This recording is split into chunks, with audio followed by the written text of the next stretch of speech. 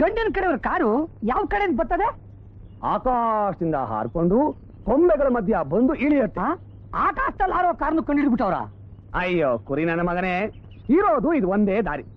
ಪಂಚವಟಿಯಿಂದ ಪಟ್ಟಣಕ್ಕೆ ಹೋಗೋರು ಈ ಕಡೆಯಿಂದ ಆ ಕಡೆಗೆ ಹೋಗ್ಬೇಕು, ಪಟ್ಟಣದಿಂದ ಪಂಚವಟಿಗೆ ಬರೋರು ಆ ಕಡೆಯಿಂದ ಈ ಕಡೆಗೆ ಬರ್ಬೇಕು. ಈಗ ಗಂಡಿನ ಕಡೆಯವರು ಪಟ್ಟಣದಿಂದ ಬರ್ತಾರೆ, ಅವ್ರ ಕಾರು ಆ ಕಡೆಯಿಂದ ಹೀಗೆ ಬರ್ಬೇಕು, ಗೊತ್ತಾಯ್ತಾ? ಅಯ್ಯೋ ಕಾರ್ ಬಂದ್ಬಿಡ್ತು.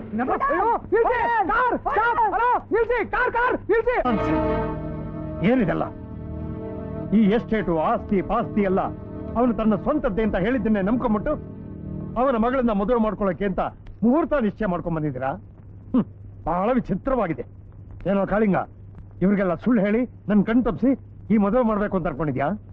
ಹಾಗಲ್ಲ, ನನ್ನ ಗೌರವ ಪ್ರತಿಷ್ಠೆಗಳಿಗೆ ಕುಂದು ತರೋ ಯಾವ ಅಯೋಗ್ಯನಿಗೂ ಈ ಮನೆಯಲ್ಲಿ ಜಾಗ ಇಲ್ಲ. ಕೂಡ್ಲೇ ನಿನ್ನ ಹೆಂಡತಿ ಮಗಳನ್ನ ಕರ್ಕೊಂಡು ಎಸ್ಟೇಟಿಂದ ಆಚೆ ಹೊಟ್ಟೋಗ್ತಿರು. ಬಾವ, ನೀವೇ ಹೀಗೆ ಹೇಳ್ಬಿಟ್ರೆ ನಮ್ಗತಿ ಏನು? ನಮ್ ನಳಿನಿ ನಿಮಗೆ ಸ್ವಂತ ಮಗಳಿದ್ದಾಗಲ್ವೇ? ಹೀಗೆ ಮದುವೆ ನಿಂತೋದ್ರೆ ಅವಳು ಬಾಳೆ ಹಾಳಾಗಿ ಹೋಗುತ್ತೆ. ಈ ಯೋಚನೆ ನಿನ್ನ ಗಂಡಂಗಿರ್ಬೇಕಿತ್ತು.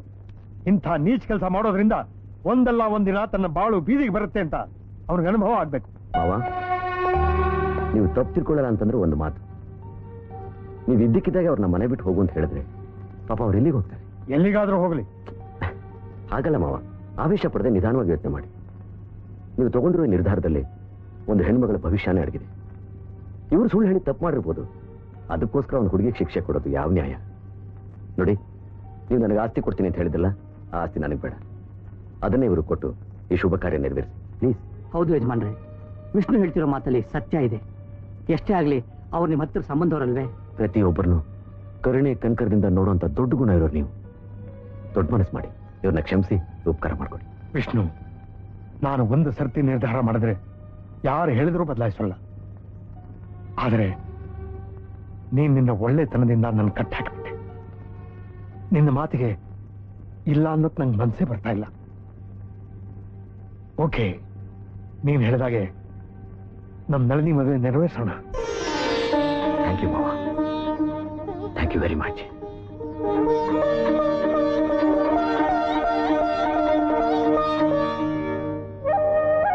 ದೊಡ್ಡದೊರೆ, ಇವತ್ತು ನೀವು ಹುಟ್ಟಿದ ದಿನ, ನಮಗೆಲ್ಲ ಹಬ್ಬದ ದಿನ. ನೀವು 100 ಕಾಲ ಸಂದಾಗಿರ್ಬೇಕು ದೊರೆ. ನೀವು ನನ್ನ ಮೇಲೆ ಇಷ್ಟೊಂದು ವಿಶ್ವಾಸ ಇಟ್ಟಿದ್ದೀರಲ್ಲ, ನನಗೆ ತುಂಬಾ ಸಂತೋಷ.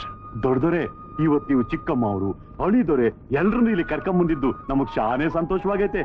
ಇನ್ ಮುಂದೆ ಅಳಿದೊರೆ ಪಟ್ಟದಾಗ ಕುಂತ್ಕೊಂಡು ನಮಗೆಲ್ಲ ದೊಡ್ಡದೊರೆ ಆಗ್ಬೇಕು ಅಂತ ಈ ದೇವಮ್ಮನ್ ತಾಯ್ತನ ಅವ್ರ ಕುತ್ತಿಗೆ ಹಾಕ್ತಾ ಇವನಿ. ದೊರೆ, ನೀವಿಬ್ರು ರಾಜಾರಾಣಿರಂಗ್ ಬಾಳ್ಬೇಕು. ಈ ಕಾಡ್ ಜನಗಳಿಗೆ ಜೀವನ ನೀಡಬೇಕು. ಕಾಡಿದ್ರೆ ನಾಡು, ಅದೇ ನಮ್ಮ ಹಾಡು.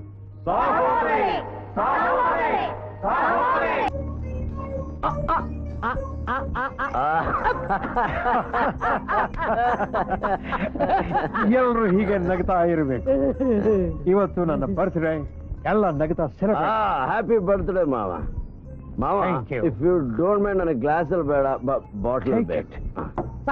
ಸಾಕಪ್ಪ ವಿಷ್ಣು, ಸಾಕು. ನೋ ಫಾರ್ಮ್ಯಾಲಿಟಿ, ಎಂಜಾಯ್ ಮಾಡಬೇಕು. Come on. ಥ್ಯಾಂಕ್ ಯು ಮಾವ. I am the happiest man in the world. I am also very happy ಮಾವ.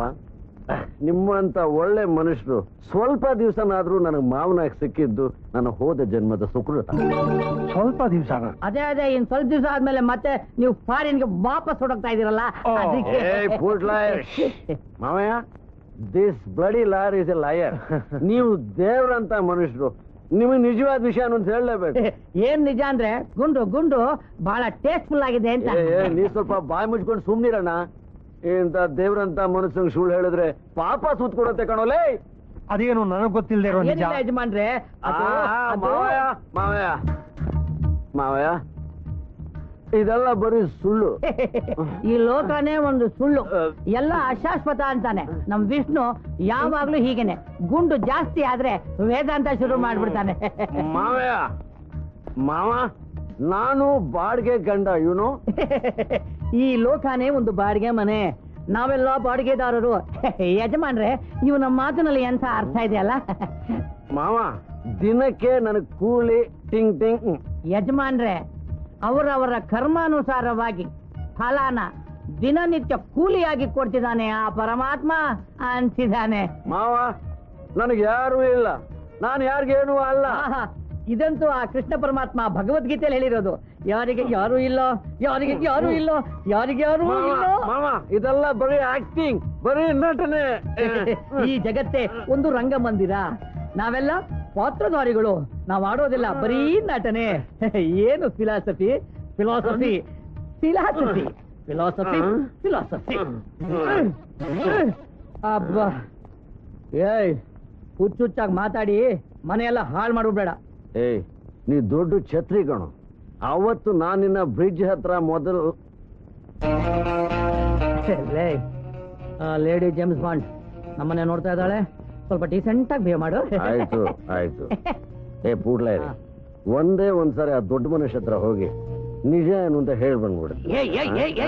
ನಿನ್ನ ನಾಲಿಗೆ ಕತ್ತರಿಸ್ಬಿಡ್ತೀನಿ. ಮರ್ಯಾದೆ ಹೋಗಿ ಮಲಕೋ, ಮಲಕ್ ಹೋಗಲು ಮಲಕ್ಕಳು.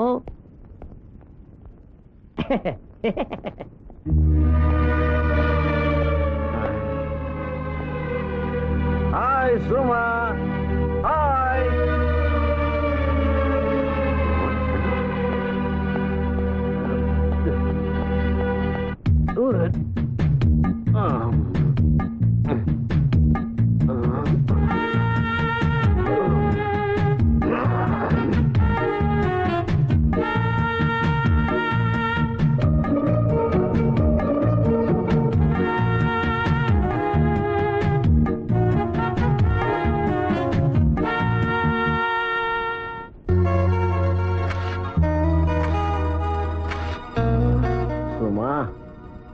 ಮೈ ಡಿಯರ್ ಸುಮಾ, ನೀನು ನನ್ನ ದೇವತೆ.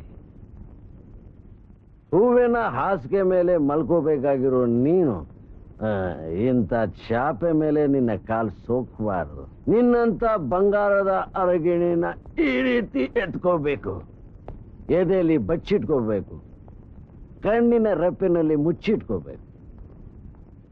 Suma, my darling, you are my light of my loneliness, tune of my song.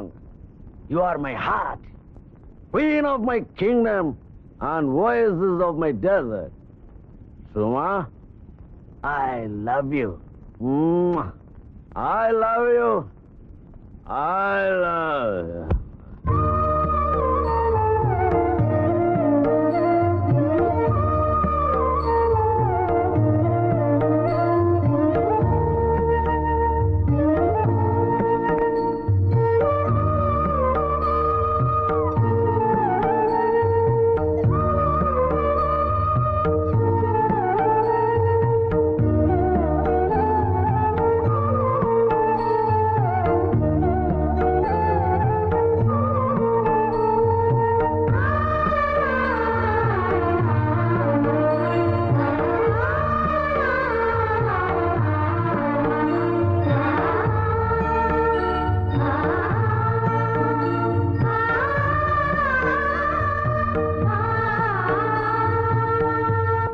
Nalini, Suma ಇಲ್ಲಿ ಮನೆಯಲ್ಲೆಲ್ಲೂ ಕಾಣಿಸ್ತಾನೆ ಇಲ್ಲ. ಮನೆಯೆಲ್ಲ ಹುಡುಕ್ತೆ ಅಂಕಲ್, ನಂಗೂ ಎಲ್ಲೂ ಕಾಣಿಸ್ಲಿಲ್ಲ. ಸುಮಾರು ಕಾಣಿಸ್ತಾ ಇಲ್ವೇ? ಇನ್ನೂ ಎದ್ದಿಲ್ಲ ಅಂತ ಕಾಣುತ್ತೆ, ಹೋಗು ನೋಡಿ. ಇಲ್ಲ ದೊಡ್ಡಪ್ಪ, ಬೆಳಿಗ್ಗೆನೆ ಎದ್ದವಳು ಎಲ್ಲೋ ಹೋಗಿರ್ಬೇಕು ಅಂತ ಕಾಣಿಸುತ್ತೆ. ದಿನ ಕಾಫಿ ತಂದು ಕೊಡ್ತಾ ಇದ್ಲು, ಇವತ್ತು ಯಾಕೆ ತಂದ್ಕೊಳ್ಳಿಲ್ಲ ಅನ್ಕೊಂಡೆ. ನೋಡಿದ್ರೆ ಮನೆಯಲ್ಲೂ ಕಾಣ್ತಾನೆ ಇಲ್ಲ. ಹೊರಗಡೆ ಹೋಗೋ ಹಾಗಿದ್ರೆ ನಮ್ಗೆ ಯಾರಿಗಾದ್ರೂ ಹೇಳ್ಬಿಟ್ಟೆ ಹೋಗ್ತಾ ಇದ್ಲಲ್ವಾ? ಅಯ್ಯೋ ಸುಮಾ, ಎಲ್ಲಿ ಹೋದ್ಲು, ಏನಾಯ್ತು, ಏನ್ ಗೊತ್ತಿನೋ. ಯಾಕೆ ಸುಮ್ಮನೆ ಕೂಗಾಡ್ತೀಯ? ಎಲ್ರು ಹೋಗಿ ನೋಡಿ.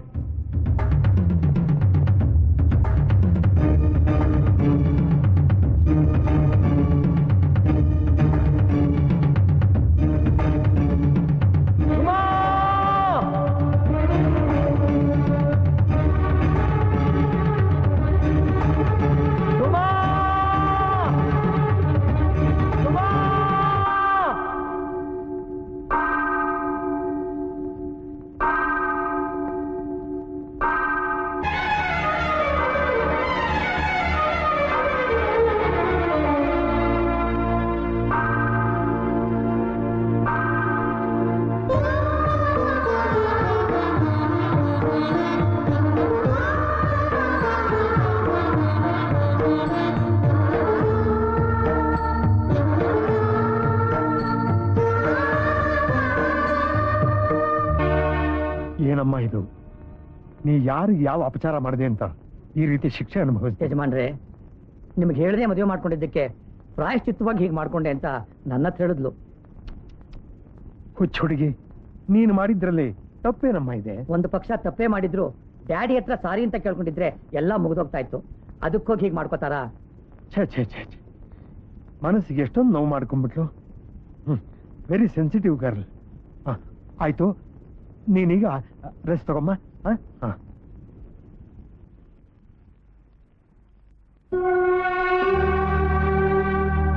ಸುಮಾ, ನಿಮ್ಮ ಡ್ಯಾಡಿಗೆ ಏನೋ ಒಂದು ಸುಳ್ಳು ಹೇಳಿ ನಂಬೋ ಹಾಗೆ ಮಾಡಿದೆ. ಆದ್ರೆ ನೀನ್ ಯಾಕೆ ಹೀಗೆ ಮಾಡ್ಕೊಂಡೆ ಅಂತ ನನ್ನ ಹತ್ರ ಹೇಳಮ್ಮ. ಅಂಕಲ್, ನಾನು ವಿಷ್ಣುಗೆ ತುಂಬಾ ದ್ರೋಹ ಮಾಡಿಬಿಟ್ಟೆ. ಒಂದೊಂದು ಕ್ಷಣನೂ ಆತನಿಗೆ ಹಿಂಸೆ ಕೊಟ್ಟೆ. ಒಬ್ಬ ಮಾಮೂಲು ಮನುಷ್ಯನಿಗೆ ಕೊಡೋ ಗೌರವನೂ ಕೊಡ್ದೆ. ಆತನಿಗೆ ತುಂಬಾ ಅವಮಾನ ಮಾಡಿಬಿಟ್ಟೆ. ಇದರಿಂದ ಅವ್ರ ಹೃದಯಕ್ಕಾಗಿರೋ ಗಾಯದ ಮುಂದೆ ನಾನು ಅನುಭವಿಸಿದ ಶಿಕ್ಷೆ ತುಂಬಾ ಚಿಕ್ಕದು.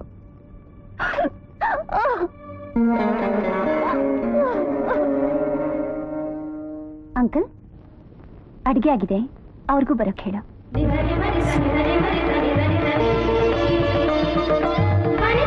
ಅಂಕಲ್, ಅಡಿಗೆ ಆಗಿದೆ, ಆ ರಾಕ್ಷಸನ ಮುಕ್ಕೋಕೆ ಬಾ ಅಂತ ಹೇಳು. ಅಂಕಲ್, ಅಡಿಗೆ ಆಗಿದೆ, ಅವ್ರನ್ನೂ ಬರೋಕ್ ಹೇಳು. ಅಂಕಲ್, ಅಡಿಗೆ ಆಗಿದೆ, ಆ ಕತ್ತೆಗೂ ಬಂದು ತಿನ್ನೋಕ್ ಹೇಳು. ಅಂಕಲ್, ಅಡಿಗೆ ಆಗಿದೆ, ಜೊತೆಗೆ ವಿಷ್ಣುನು ಕರ್ಕೊಂಡ. ಅಂಕಲ್, ಅಡಿಗೆ ಆಗಿದೆ, ಊಟಕ್ಕೆ ಅವ್ರನ್ನೂ ಕರಿ. ಕಾಡೋಕೆ ಅಂತ ಈ ಮನೆಗೆ ಬಂದ್ರು. ಆಗ ನಾನು ಅವ್ರನ್ನ ಪ್ರೀತಿಸೋ ಹಾಗೆ ನಟಿಸ್ತಿದ್ದೆ. ಆದ್ರೆ ಈಗ ಮನಸಾರ ಪ್ರೀತಿಸ್ತಿದ್ದೀನಿ. ಮದುವೆನೂ ಮಾಡ್ಕೋಬೇಕು ಅನ್ಕೊಂಡಿದ್ದೀನಿ ಅಂಕಲ್. ನೀನೇನೋ ಆಗ ಅನ್ಕೊಂಡಿದ್ಯಾ, ಆದ್ರೆ ವಿಷ್ಣು ಮನ್ಸಲ್ಲಿ ಏನಿದೆ ಅಂತ ನಮಗ್ ಗೊತ್ತಾಗ್ಬೇಕಲ್ಲಮ್ಮ. ಏನೇ ಆಗಿದ್ರು ಸರಿ, I like him, I love him, I want to marry him. Suma, Suma, ಏನ್ ನೀನ್ ಮಾತಾಡ್ತಾ ಇದೀಯಾ? ಆತರ ಪಡಬೇಡ, ಆತರ ಪಡಬೇಡ. ತಡಿ, ಅವನ ಮನಸ್ಸಿನಲ್ಲಿ ಏನಿದೆ ಅಂತ ನಾವು ಮೊದಲು ತಿಳ್ಕೋಬೇಕು. ಅವನು ದುಡ್ಡುಗೋಸ್ಕರನೇ ಇದಾನ, ಇಲ್ಲ ನಿನ್ನ ನಿಜವಾಗ್ಲೂ ಅವ್ನು ಲವ್ ಮಾಡ್ತಾನಂತ ನಾವು ತಿಳ್ಕೊಬೇಕಮ್ಮ. ಇವತ್ತು ಅವ್ನು ದುಡ್ಡು ಕೇಳಕ್ ಬರ್ತಾನಲ್ಲ, ಅವಾಗ ಒಂದ್ ನಾಟಕ ಆಡ್ತೀನಿ, ಎಲ್ಲ ಗೊತ್ತಾಗತ್ತೆ. ಸುಮಾ, ಡ್ಯಾಡಿ ಮನ್ಲಿಲ್ವಾ? ಇಲ್ಲ ಅಂಕಲ್, ಎಷ್ಟೆಟ್ ಕಡೆ ಹೋಗಿದ್ದಾರೆ. ಚಿಕ್ಕಮ್ಮ ದೇವಸ್ಥಾನಕ್ಕೆ ಹೋಗಿದ್ದಾರೆ. ಅದ್ ಸರಿ, ಎಲ್ಲಿ ಟಿಂಗ್ ಟಿಂಗ್ ಪತ್ತೆನೇ ಇಲ್ಲ? ಆಗೋ ಬಂದ್ರು. ಬಂದ ಬಂದ.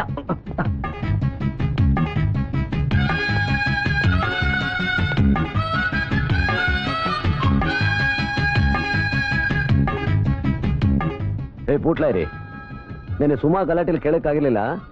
ನೆನ್ನೆದು ಇವತ್ತಿಂದು ಟಿಂಗ್ ಟಿಂಗು 2,000 ರೂಪಾಯಿ ಎತ್ತು. ಕಲಾವಿದರಿಗೆ ಉನ್ನತ ಪ್ರಶಸ್ತಿ. ನಾನು ಕೇಳ್ತಾನೆ ಇದ್ದೀನಿ, ನಿನ್ ಪಾಡಿಗೆ ನಿನ್ ಪೇಪರ್ ಓದ್ತಾನೆ ಇದೆಯಲ್ಲ. 2,000 ರೂಪಾಯಿ ಎತ್ತಯ? ಎತ್ತಕ್ಕೆ ದುಡ್ಡಿದ್ದಿರ್ತಾನಣ್ಣ, ಪೊಸಿಷನ್ ಬಹಳ ಟೈಟ್ ಅಣ್ಣ. ಪೊಸಿಷನ್ ಟೈಟು, ಪ್ಯಾಂಟ್ ಟೈಟು ಅಂತ ಹೇಳಿದ್ರೆ ನಡೀಕಿಲ್ಲಣ್ಣ. ಮರ್ಯಾದಾಗ 2,000 ರೂಪಾಯಿ ಎತ್ತು. ಯೋ ಯೋ ಯೋ, ಏನೇ ನೀನ್ ರೋಪು? ಒಳ್ಳೆ ಕೊಟ್ಟಿಟ್ಟು ಅಂತಾರ. ಆವಾಗಿಂದ ಹೇಳ್ತಾ ಇದೀನಿ ದುಡ್ಡಿಲ್ಲ ಅಂತ.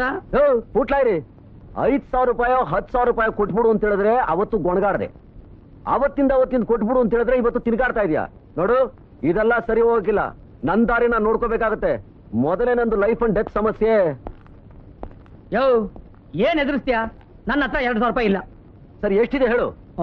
ಹುಡುಕಿ ತಡಿಕೆ ಎಲ್ಲ ಮಾಡಿದ್ರೆ ಒಂದ್ 500 ರೂಪಾಯಿ ಸಿಗ್ಬಹುದು.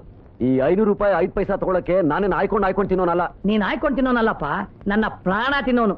ಏಯ್, ಜೋಕ್ ಕೀಕ್ ಮಾಡ್ಬೇಡ. ನನ್ಗೇನು ಕೋಪ ಬಂದ್ರೆ ಗಂಟು ಮುಡಿ ಕಟ್ಕೊಂಡು ಗಾಡಿ ಬಿಟ್ಬಿಡ್ತೀನಿ ಅಷ್ಟೇ. ಏನು ಹೋಗ್ತೀನಿ ಅಂತ ಎದುರಿಸ್ತಾ ಇದೆಯಲ್ಲ. ಏಯ್, ಹೋಗ.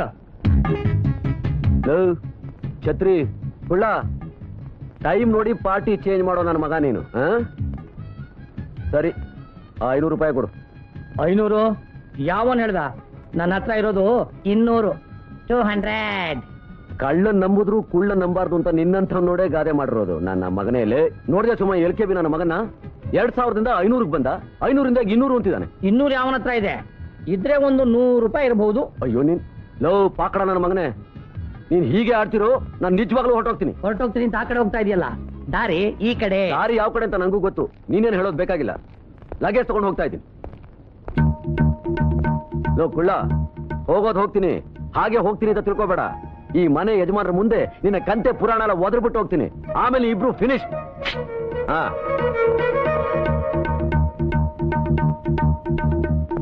ಲಾಯರಣ್ಣ, ಸುಮ್ಮನೆ ಈ ಪಜಿತಿ ಇಲ್ಲ ಯಾಕೆ? ನೀವಿಬ್ರು ಯಾಕೆ ಸುಮ್ಮನೆ ಪ್ರಾಬ್ಲಮ್ ಸಿಕ್ಕಾಕೋಬೇಕು? ಅವಾಗ ಹೇಳಿದ್ಯಲ್ಲ 100. ಸರಿ, ಅದನ್ನೇ ಕೊಡು, ಅಡ್ಜಸ್ಟ್ ಮಾಡ್ಕೋತೀನಿ. ಏನೇ ನಿನ್ ಫಜಿತಿ? ಬರೀ ದುಡ್ಡು ಅಂತ ಪ್ರಾಣ ತೆಗಿತ್ಯಾ? ಬರೀ ದುಡ್ಡೇನಾ ಮುಖ್ಯ? ಬೇರೆ ಏನು ಬೇಡವಾ? ಹೇಳಿಲ್ವನಯ್ಯ, ನನಗೆ ದುಡ್ಡೇ ಮುಖ್ಯ. ಮೊದಲ ನನ್ನ ಲೈಫ್ ಅಂಡ್ ಡೆತ್ ಸಮಸ್ಯೆ. ದುಡ್ಡು ಕೊಟ್ರೆ ಇರ್ತೀನಿ, ಇಲ್ದಿರೋ ಹೋಗ್ತಾ ಇರ್ತೀನಿ. ಹೋಗಯ್ಯ, ಎಲ್ಲಿಗೆ ಬೇಕಾದ್ರೆ ಹೋಗಯ್ಯ, ನಾನು ದುಡ್ಡು ಕೊಡೋದ ಕಣೆ. ಹೋಗ್ತೀನಿ ಕಣಯ್ಯ, ಮತ್ತೆ ಇಲ್ಲೇ ಗೂಟ ಹೊಡ್ಕೊಂಡಿರ್ತೀನಿ. ಹೋಗಯ್ಯ. ಹೋಗಯ್ಯ. ಈ ಮನೇಲಿ ನನಗೆ ಯಾರೂ ಇಲ್ಲ, ನನ್ನಿಂದ ಯಾರಿಗೂ ಏನೂ ಆಗ್ಬೇಕಾಗಿಲ್ಲ. Finish finish. ಬೇರೆ ಬಿದ್ದೋಯ್ತು, ಡ್ರಾಮಾ ಮುಗಿದೋಯ್ತು, ಫಿನಿಶ್, ಎಲ್ಲ ಕ್ಲೋಸ್. ಈ ಮನೆಯಲ್ಲಿ ಮನುಷ್ಯತ್ವ ಅಂತ ಯಾರಿಗಾರು ಇದ್ದಿದ್ರೆ ಕೈ ಕಾಲು ಹಿಡಿದು ಬೇಡ್ಕೊಂಡಿರೋರು, ಮನೆ ಬಿಟ್ಟು ಹೋಗ್ಬೇಡ ಅಂತ. ಎಲ್ಲ ರಾಕ್ಷಸರು. ಲೋ ಕುಳ್ಳ, ನಂದೊಂದು ಪ್ಯಾಂಟ್ ಕಾಣಿಸ್ತಾ ಇಲ್ಲ, ನೀನೇನಾದ್ರೂ ಆಲ್ಟರ್ ಮಾಡಿ ಹಾಕೊಂಡ್ಬಿಟ್ಯಾ? ಆ ಪ್ಯಾಂಟೇ ಏನು? ಬಿರುಲಿರೋ ಪ್ಯಾಂಟು, ನೀನ್ ಹಾಕೊಂಡಿರೋ ಶರ್ಟು ಪ್ಯಾಂಟು ಎಲ್ಲ ನಂದೇ ಕಣಣ್ಣ. ಆ ಗೋಲ್ಡ್ ಚೈನ್ ಕೊಟ್ಟಿದ್ದಲ್ಲ, ಅದೇನಾಯ್ತು? ಮಾರ್ವಾಡಿಗಳಲ್ಲಿ ಅಡಾಯ್ಟ್ಬಿಟ್ಯಾ? ಗೋಲ್ಡ್ ಚೈನಾ? ಏ ಬ್ರಿಡ್ಜು, ನೀ ಬರ್ಬೇಕಾದ್ರೆ ಒಂದು ಸೈಕಲ್ ಚೈನ್ ಕೂಡ ತಂದಿಲ್ಲ. ಬಟ್ಟೆಗಳನ್ನೆಲ್ಲ ಸರಿಯಾಗಿ ತಗೊಂಡೋಗು. ಬಂದ ಬಂದ ಬಂದ.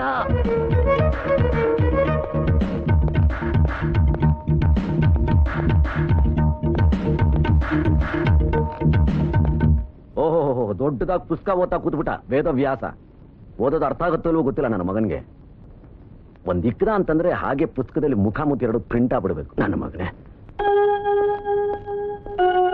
ನಾನು ಒಂದು ಸಲ ನನ್ನ ಈ ಕಾಲ್ನ ಹೊಸಲಿಂದಾಚೆ ಇಟ್ಟ ಅಂತಂದ್ರೆ ಆಮೇಲೆ ಮನೆಯವರೆಲ್ಲ ಕೈ ಕಾಲು ಹಿಡಿದು ಬೇಡ್ಕೊಂಡ್ರು ಮುಂದಿಟ್ಟ ಹೆಜ್ಜೆನ ಮತ್ತೆ ಹಿಂದಿಡಲ್ಲ.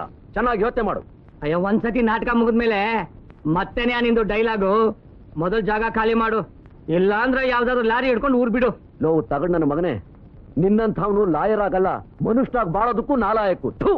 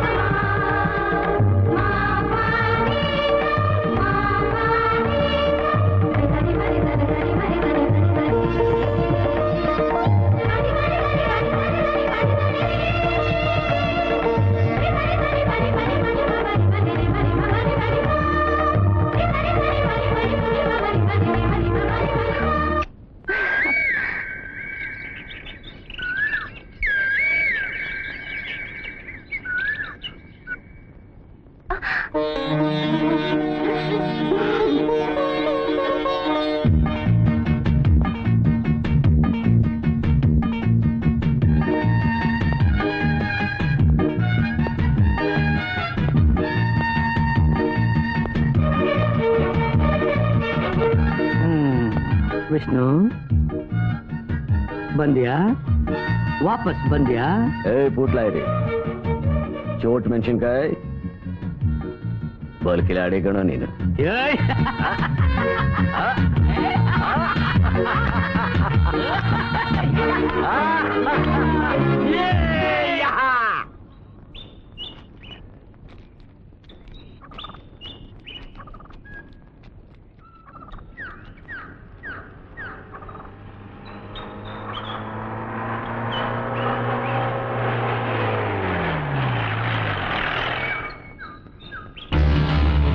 ಅಳಿಯನ ಪಾತ್ರ ಮಾಡಕ್ ಬಂದಿರೋ ಕಳ್ಳದೊರೆಗಳೇ, ಮಹಾಭಾರತದ ಕತೆ ಗೊತ್ತಲ್ವಾ?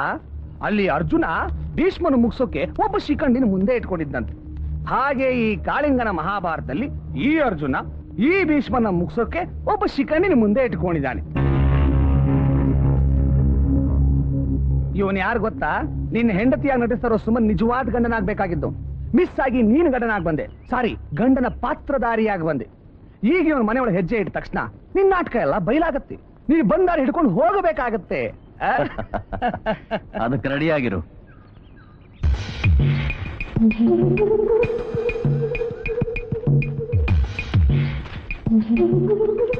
ಓಯ್, ಈ ಮನೆ ಕಡೆ ನೀವ್ ಯಾರು ಹೋಗ್ಕೂಡ್ದು. ನೀನ್ ಯಾರು ಈ ಮಾತು ಹೇಳೋಕೆ?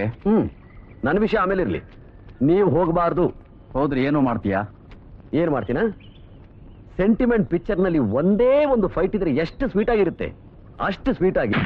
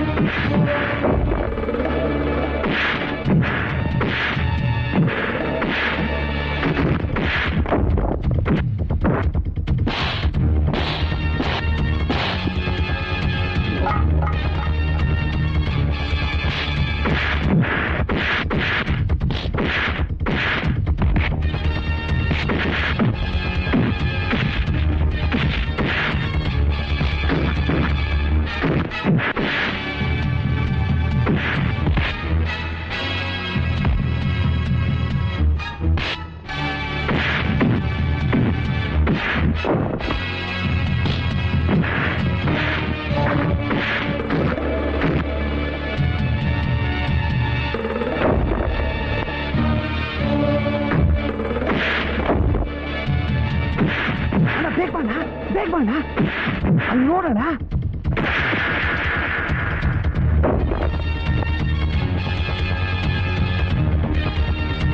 ವಿಷ್ಣು,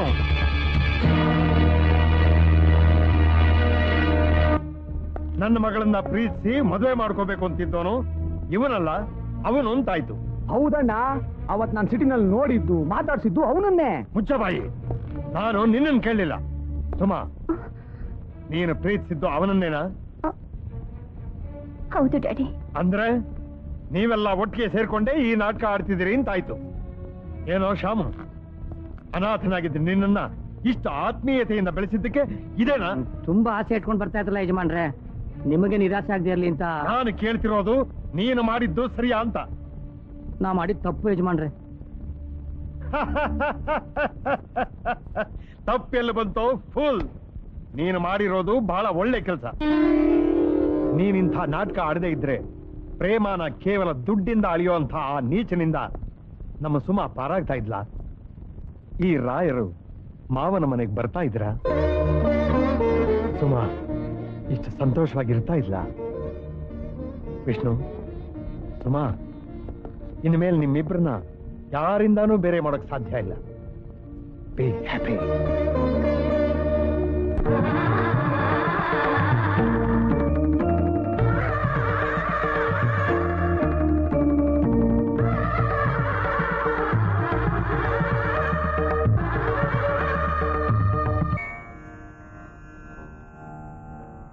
ದೇವ್ರೆ, ನನ್ನ ಜೀವನದಲ್ಲಿ ಒಂದು ನಾಟಕ ಆಡೋಕೆ ಅಂತ ಬಂದ ವಿಷ್ಣು ಮನಸ್ಸನ್ನ ಚೆನ್ನಾಗಿ ಅರ್ಥ ಮಾಡ್ಕೊಂಡೆ.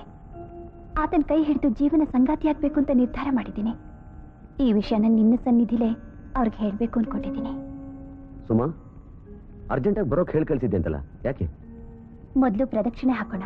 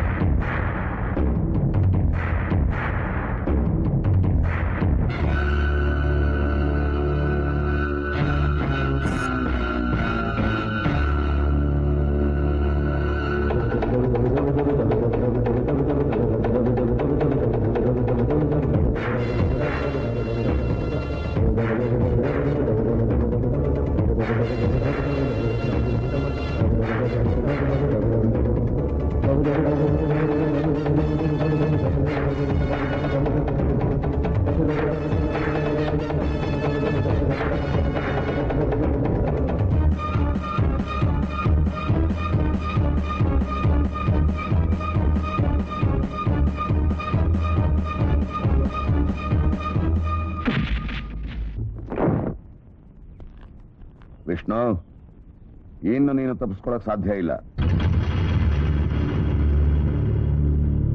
Nice meeting you. Thank you. Vishnu, ನಿನಗಿಂತ ಡೈನಮಿಕ್ ಸೋದರ ಮಾವ ಇದ್ದಾರೆ ಅಂತ ನನಗಿದುವರೆಗೂ ಹೇಳೇ ಇರ್ಲಿಲ್ವಲ್ಲ ನೀನು? ಹೇಳೋಕ್ ಸಂದರ್ಭನೇ ಸಿಕ್ಕಿರಲಿಲ್ಲ ಮಾವ.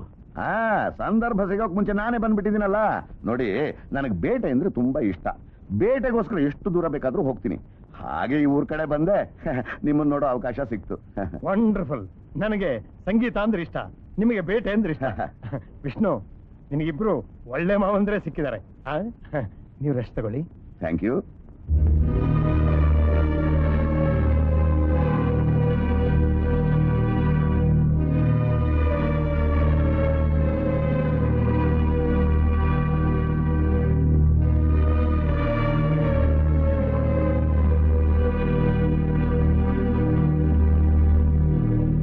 ವಿಷ್ಣು, ನಿನಗ್ ಗೊತ್ತಾ ನೀನೊಬ್ಬ ಕೊಲೆಗಾರ ಅಂತ?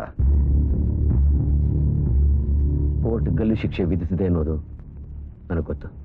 ನಿನ್ನ ಗಲ್ಗೆ ಹಾಕೋಕೆ ಇನ್ನೆಷ್ಟು ದಿನ ಉಳಿದಿದೆ ಗೊತ್ತಾ?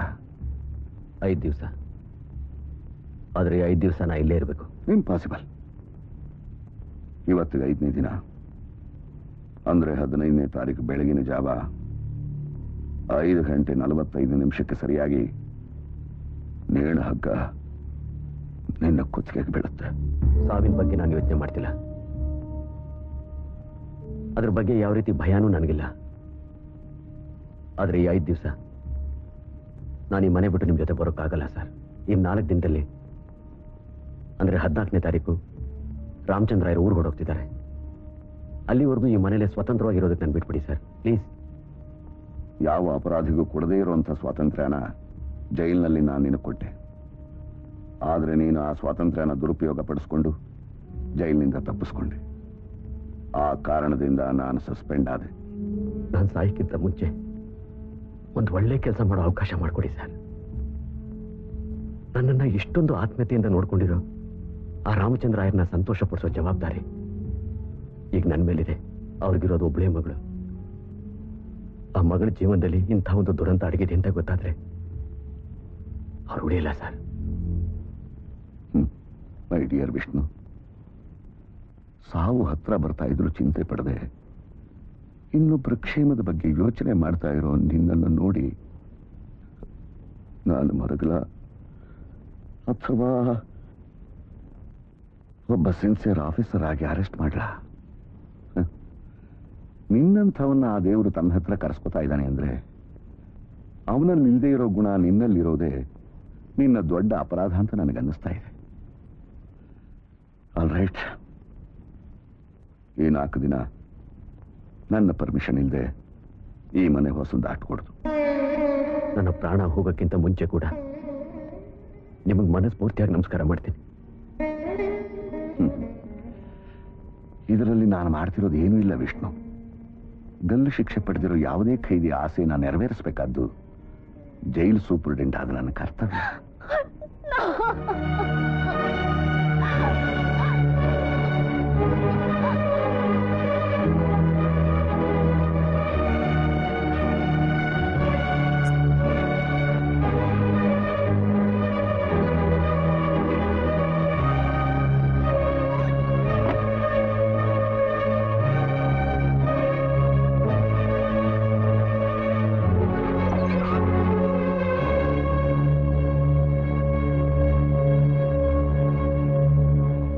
ವಿಷ್ಣು, ನಾನಿಷ್ಟೊತ್ತು ಕೇಳಿದ್ದೆಲ್ಲ ನಿಜನಾ? ನಿಜ.